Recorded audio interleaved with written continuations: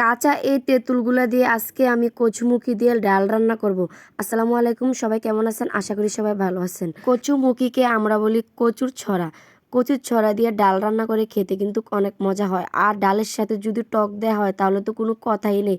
জলপাই বা কাঁচা তেঁতুল সিদ্ধ করে এভাবে টক রান্না করে খেতে কিন্তু অনেক মজা হয়। আমি আমার মায়ের কাছ থেকে রান্নাটা শিখেছি।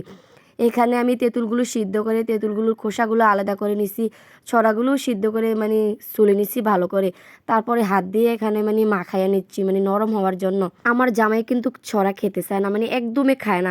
ছড়াটা আমার মেয়ে পছন্দ করে, তাই আমি কিনে মাছ দিয়ে রান্না করে আমার মেয়েকে খাওয়াই। তো আমি ভাবলাম আমার জামাই যেহেতু খায় না, আর তেঁতুল দিয়ে ডাল রান্না করি, একটু টক টক লাগবে, খেতে অনেক মজা হবে। এই তো এখানে আমি সব কিছু রেডি করে রান্না করার জন্য চলে আসলাম। কচু রান্না করলে বা কচুমুখি রান্না করলে, লতি রান্না করলে, কচু শাক রান্না করলে আমার কাছে মনে হয় রসুনের পরিমাণটা একটু বেশি করে দিতে হয়, না হলে গলা চুলকা।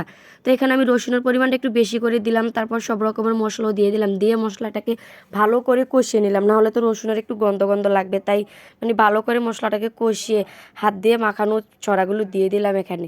দিয়ে তারপর এখানে আবার পরিমাণ মতো পানিও দিয়ে দেবো। এই কচুর ছড়ার ডালের মধ্যে যে কোনো টক দিয়ে রান্না করে খেতে কিন্তু অনেক মজা হয়। কেউ চাইলে এখানে জলপাই বা চালতা বা বেলুম্বু দিতে পারেন। আমার কাছে মনে হয় যে কোনো টক দিয়ে রান্না করলে খেতে অনেক মজা হয়। তাছাড়া তেঁতুল দিয়ে রান্না করলে আরও বেশি মজা হয়, কাঁচা তেঁতুলের একটা ফ্লেভার পাওয়া যায়। এই আর কি। তারপরে এখানে আমার রান্না হয়ে গেছে, দেখতে পাচ্ছেন। আমি আবার বাগার দিয়ে নিছি। তারপর এখানে এই তো তেঁতুলগুলো দিয়ে ভালো করে একটু নেড়ে চেড়ে ঘুটে নিলাম। তারপর কাঁচামরিচ ধনিয়া পাতাও দিয়ে দিলাম। আমাদের বাড়িতে তো আমার মা বা চাচি যে কেউ এই টকটা রান্না করুক, বেশি করে রান্না করবে, একজন আরেকজনকে দিয়ে খাবে। দেখতে তো পাচ্ছেন আমার রান্না প্রায় শেষ।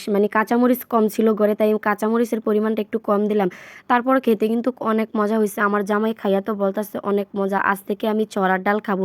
আমার ভিডিওটি সবাই দেখার জন্য সবাইকে অনেক অনেক ধন্যবাদ। সবাই ভালো থাকবেন, পরবর্তী ভিডিওর জন্য অপেক্ষা করবেন। আসসালামু আলাইকুম।